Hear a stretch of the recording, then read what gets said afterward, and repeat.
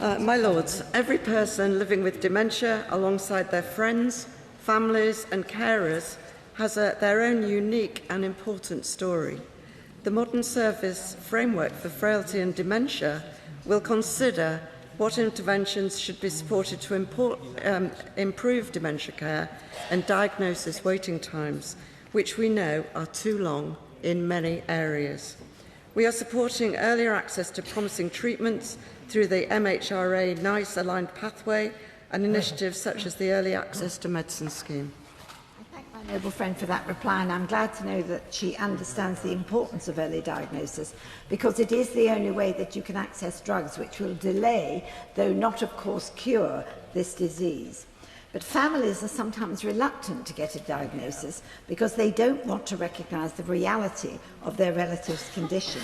So could the government consider giving the issue more publicity, perhaps even a public information campaign, to encourage families to seek help before the condition has advanced so far that no drugs can be of help?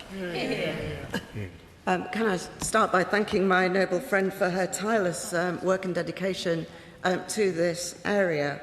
And I just want to reassure her that in developing the MSF, we will consider what interventions should be supported to improve diagnosis, and why not a public information campaign that will be in the mix. We have published the D100 assessment tool to support systems to improve dementia diagnosis, care and support, and it incorporates the dementia care pathway, including diagnosing well. Those over age 65 should be made aware of the signs and symptoms of dementia and guides to memory clinics during their NHS health checks. My Lords. Minister, accept that prior to a diagnosis of dementia or Alzheimer's, many people are diagnosed with mild cognitive impairment, and sometimes there's a very long gap between that diagnosis and then ultimately a diagnosis of Alzheimer's. Would she look at the way in which the new plan is drafted to ensure that once a diagnosis of mild cognitive impairment has been given, that there is a much quicker follow-up? Sometimes it's years later, and by then it's too late. And I should declare I'm an ambassador for the Alzheimer's Society. Thank you. Can I just reflect exactly on what the noble lady has said? It is so important. And I think what we know is, even without a definite diagnosis, there are so many interventions that could be made on a preventative way. If the early signs are there, they should be flagged up, and individuals can then take their own preventative measures, and particularly, hopefully, supported by their friends and family to delay the onset, but also to make sure if signs start to get worse, they can be rapidly progressed along the system. My Lords.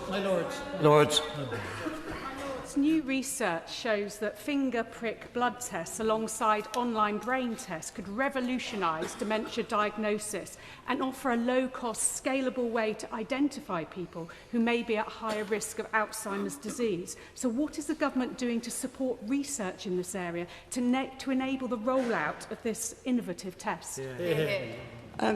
I think the noble lady touched on a really important issue. There is an enormous amount of research going into this area for very obvious reasons.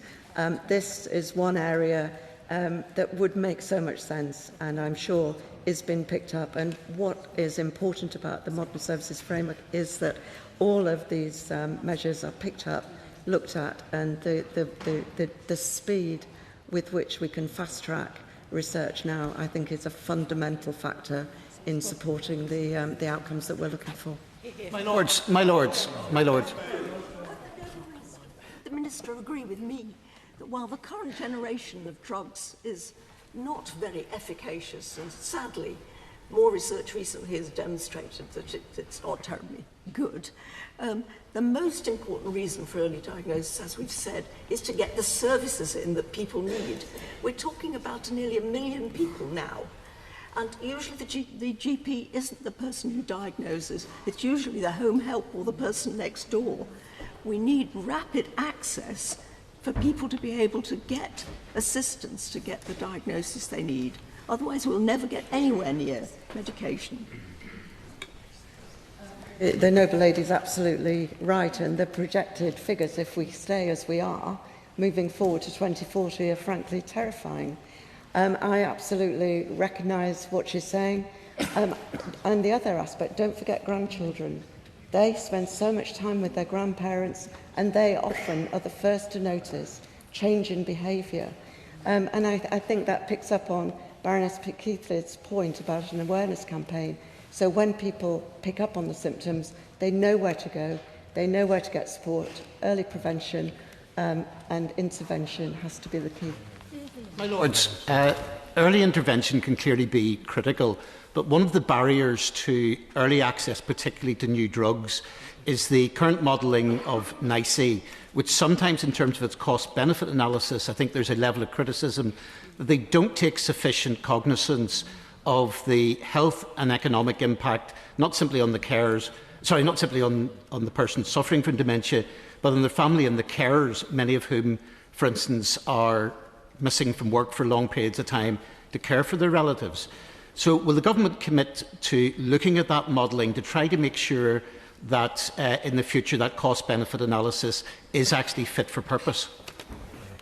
The noble lord is right. There's been a real increase in awareness of the cost to the economy, the personal cost to those who become carers.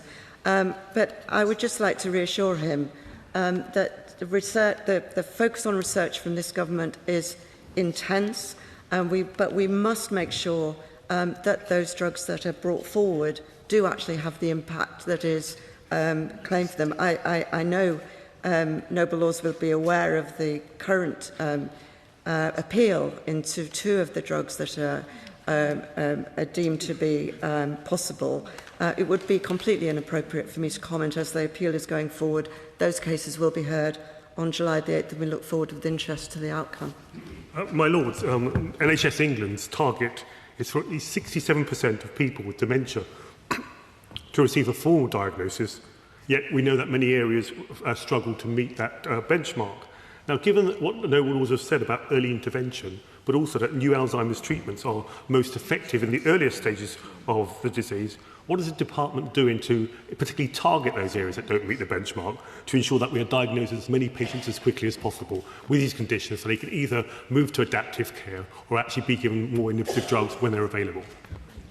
Yes, I think the basis for me, and I hope the noble lord agrees with me, is that we need much more robust co-creation at local level with different parts of the system coming together, health with local authority, bringing together the funding streams, making sure that they come up with the correct amount of input in their particular areas. Every geographic area is different, and we need to come up with a bespoke means of dealing with this so that we can actually move at pace in this area. My Lords, would the noble lady, the Minister, comment on the government's position in terms of rollout of anti-obesity drugs, where their preliminary findings indicate that this will reduce the amount of dementia in future populations? Though that is experimental, it is really important that we look at it. I was reading an article about this very subject just this morning, actually, and it is fascinating, and I don't think we really know the half of what the impact of these drugs is going to actually be on the wider health of people. So obviously, yes, absolutely, we need to keep a very close eye on it.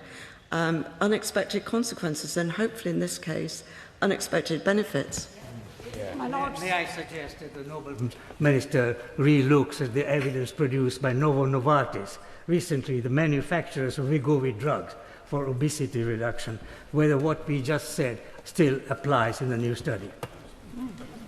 I am very willing to take the noble lord's advice, and I will seek out a copy as soon as I can after this session.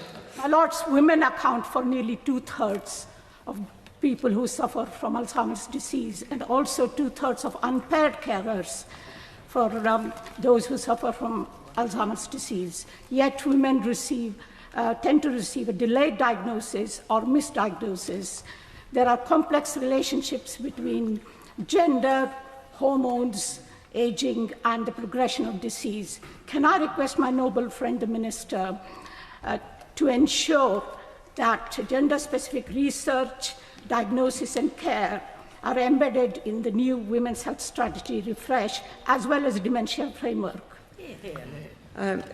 Can I reassure my noble friend that I will pass on her comments to the Baroness Merrin, who brought together the Women's Health Strategy, such an important piece of work and absolutely relevant in terms of dealing with health inequalities and iniquities as we know they exist.